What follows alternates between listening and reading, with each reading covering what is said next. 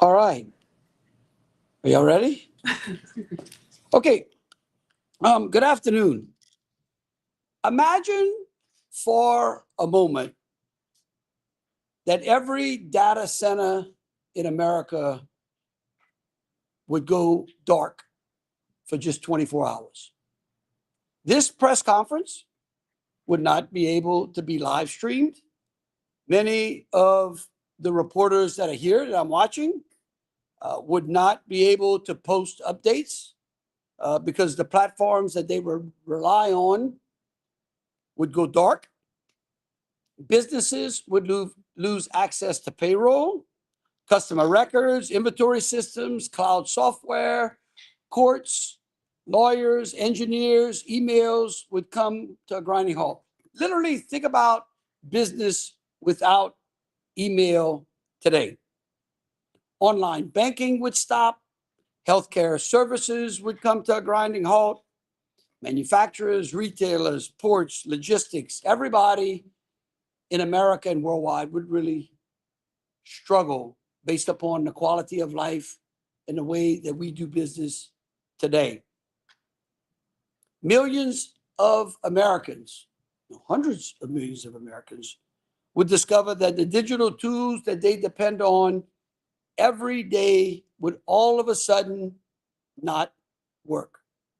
That's a scary thought, huh? I know. A teenager would not know what to do without his iPhone.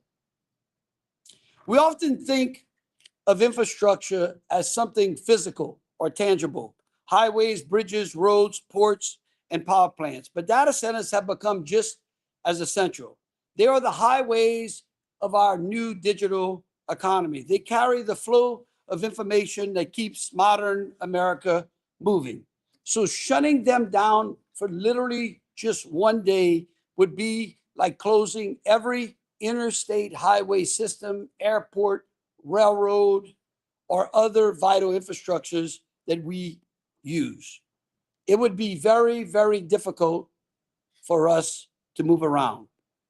We see data centers are simply not just buildings filled with servers. They are the critical infrastructure that powers our economy now, strengthens our national security, drives innovation, and allows America to compete in the 21st century. Just think, if those data centers, I just thought about it, if those data centers would all go blank in America, the ability of our military to protect us from incoming threats, or the ability to inflict damage on our enemies, would be halted for 24 hours. In the 1960s, America entered a space race that would define our national security and our standing as a global superpower. Had we lost that race, the world we know today would be much different. The technology gains, the prosperity, the stability that endured for decades might never have come to fruition. Our victory kept America at the forefront of innovation and global leadership. And we are all safer, and the world was more secure and stronger because we won that race. Today, we face a new race, one that will determine America's future in an era defined by technology, innovation, and artificial intelligence. And the winner of that race will shape the next century of global power. And there are countries that are hell-bent on winning that race, and they're not friends of ours. And just as the space race demanded courage and vision, so does this new one. These facilities fuel the internet, cloud computing, and AI systems that are driving tomorrow's economy. The tools that we rely on every day have become so seamlessly that we rarely stop to think about what makes them possible, what's going on behind those small devices. We expect to be able to check on our children and our loved ones in real time.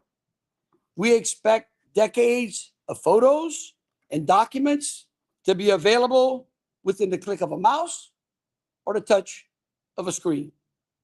We expect our devices to move faster than the ones we replaced it with, our applications to do more than they did simply just yesterday, and our information to be available to us wherever we are.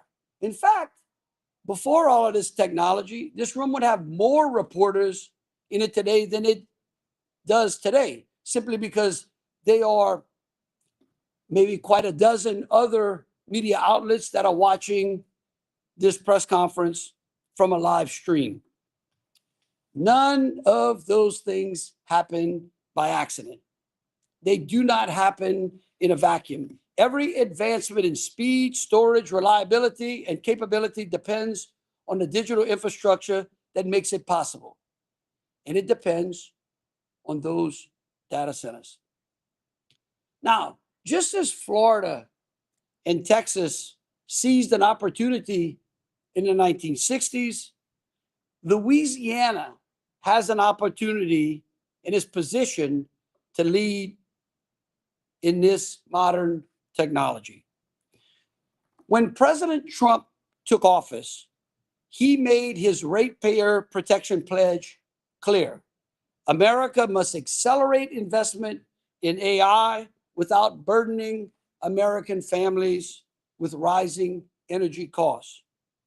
Under his policy, hyperscalers and AI companies must pay the full cost of power and infrastructure that are required to make these technological advancements possible.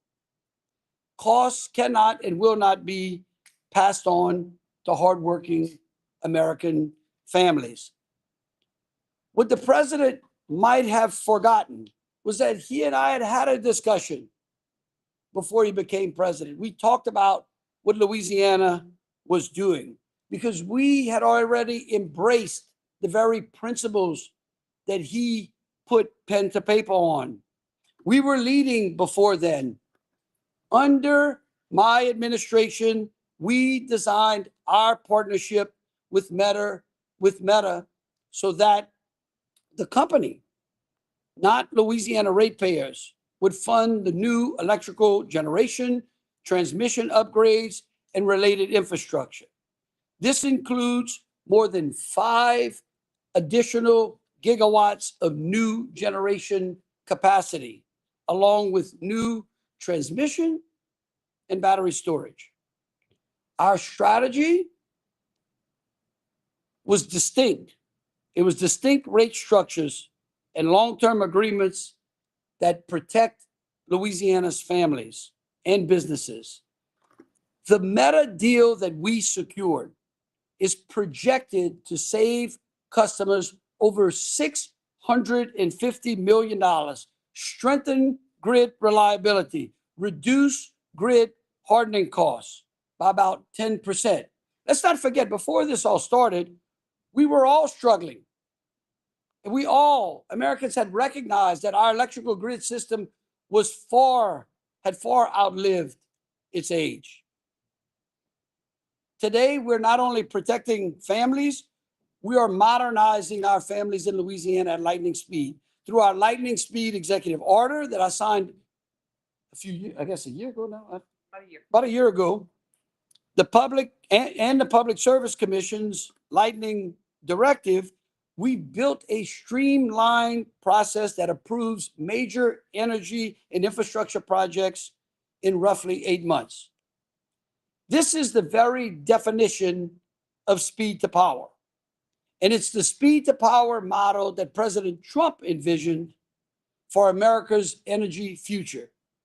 And because of our leadership, because of the leadership of those standing behind me, Louisiana has secured what is expected to be Meta's largest global data center complex, right here in Louisiana, right in Richland Parish.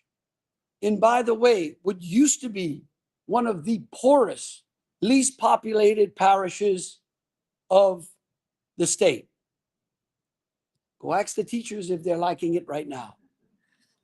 But today we take an even larger, more responsible step today I'm going to sign an executive order, the Louisiana Ratepayer and Community Protection Initiative. This executive order will establish clear, uncompromising criteria for all power-intensive projects in our state. Louisiana will now have a whole of Louisiana approach, ensuring that our families and communities directly benefit and never have to bear the unnecessary burden of higher electrical bills. Before laying out those criteria, it is important to reflect on a fundamental principle embedded in this executive order, and that is Louisiana's great natural resources, our water, our land, and our electrical needs in generation, the transmission capacity that keeps our state moving. These resources are vital to the welfare of our citizens and to the future of our economy. And that is why our approach demands thoughtful and responsible stewardship. Before any new data center expansion can proceed, we must balance the extraordinary opportunities that these projects bring to our state with the obligation to protect what cannot be replaced, which are our natural resources. So growth must enhance, not diminish, and the long-term well-being of our people and communities must be paramount. This balance is not only prudent policy, it is our duty as stewards of this great state. Under my direction, Secretary Bourgeois will work with our cabinet agencies and the Public Service Commission to ensure that every qualifying project meets the following standards. 1, power-intensive companies must fully fund the generation, transmission, and infrastructure needed to serve them, ensuring that there are no costs that are shifted on to our families and businesses. Upfront contributions and long-term service agreements must strengthen our grid, not weaken it. Communities and our workforce must benefit through high-quality jobs and deeper partnerships with our centers of education and training. Local governments must gain meaningful tax benefits that support schools, healthcare, public safety, and essential public services. Let me say this. If you look at history in Louisiana and corporations that came to Louisiana over the last 100 years, many of them enjoyed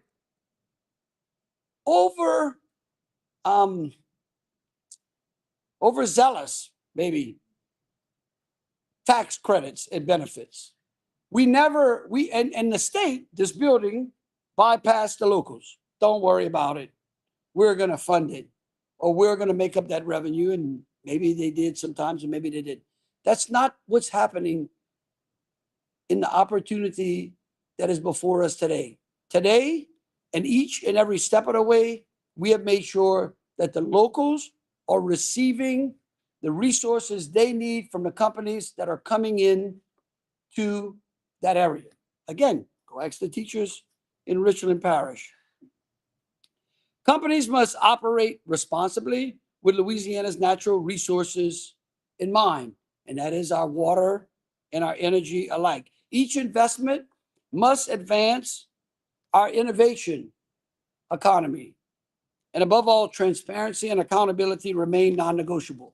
Again, we take you back a little further than the 1960s. About a century ago, Americans argued over whether electricity was worth the enormous investment it required. Businesses and local governments debated whether to spend millions in today's dollars building power plants and running those wires through their communities when kerosene lamps already lit their homes and businesses. In fact, John D. Rockefeller spent millions on propaganda telling Americans that electricity was going to burn their homes. Yet I can remember days under which we had actually kerosene lanterns in my grandmother's home, and my mother was always telling her to put it out because it was going to burn her house down. Many people at that time questioned the cost. Others warned the new technology was too dangerous, as I said. Some insisted the country already had everything it needed. Yet history proved otherwise. The communities that embraced electrification didn't just replace kerosene with better lighting. They became centers of manufacturing, innovation, and economic growth. While those who hesitated were eventually forced to catch up. History teaches us that every generation debates the infrastructure that will define the next generation. The challenge isn't whether to ask the hard questions about transformative infrastructure. Every generation should. The challenge is distinguishing between the temporary cost of building the future and the lasting consequences of choosing not to. Because if we don't build the infrastructure of tomorrow, someone else will. And they will build the jobs, the investment, the innovation, and the prosperity that come with it. The cost of standing still isn't preserving today's prosperity, it is actually surrendering it to tomorrow. As America expands domestic energy production and accelerates AI deployment and strengthens global competitiveness, we in this state finally have our opportunity to shine, not just to benefit America or to participate in it. Louisiana can actually lead. How often have we had an opportunity to say that? How often have we really begrudgingly and grumbled below our breath about other states and their ability to seize opportunities? And of course, I'm sure it was tough in those states as well, but they overcame those challenges.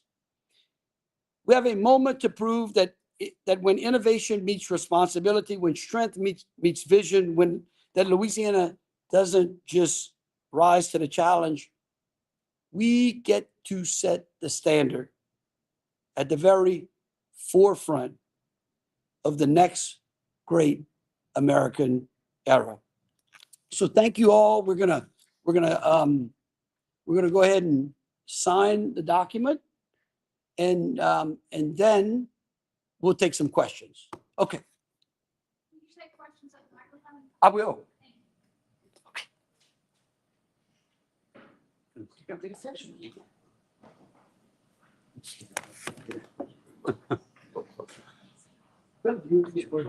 Who else is different?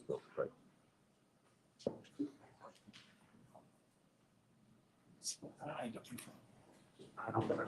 Just this basically. Huh? No, okay. I'll show you. Before I give them out. All right.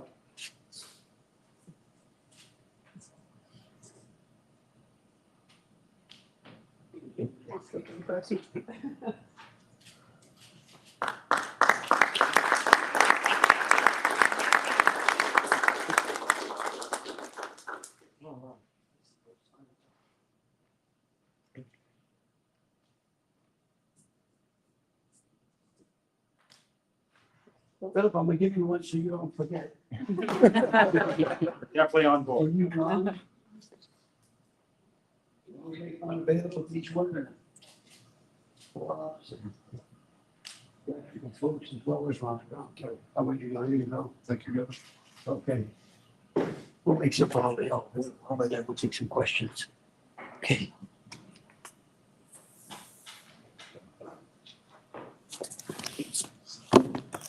All right. Now for the fun part. Any questions? So I'm wondering, the Ratepayers you said that they were requires that they have so much pay for the infrastructure that they need. And I'm wondering if that applies to infrastructure that they don't realize they need until later. I believe that energy made the news recently for now requiring gas pump they hadn't originally planned for, and now this gas pump going high rates. Well, look, I think here is a key component, and I know we have Philip May here from Entergy. I know Ron's here from 1803. Some of the other utilities are not there, but I hate to, I'm not picking on him either. They've been great partners, and he'll tell you, and each one of the CEOs of our electrical utilities in the state, when they come to me, I ask them, can you meet the demand? That's number one. Okay. Understand that we're not placing it on the ratepayers. My appreciation is the way that this has been portrayed in the media is that the generation that energy is trying to purchase outside the state is not necessarily for the meta, but for the additional growth that's coming around the state. Now, here's something we do have to recognize. We do have to recognize that when we build, when these opportunities come forth, that there is going to be collateral economic opportunities. And we're not placing that on those that are bringing the opportunities to us. That would be unfair and unjust. What we are trying to do, and I want you to know this, every day, I am looking for a way to increase the amount of electrical generation in this state and to hold those power intensive projects responsible for helping us with that particular delta as well. But again, we bear a responsibility, okay, for the growth that is happening in the state as well. We can't conflate the two. And so I think that that's the debate that, look, the Public Service Commission has laid, I mean, I hate to say this, somewhat dormant for the last 50 years as far as a political or a governmental organization that has really had to think through policy. They're getting ready to be the most important policy-making committee in this state. And so again, those are the debates that we have to have, and those are the things that we have to ensure happen in a very responsible way. And that is exactly what this executive order does. Look, I think again,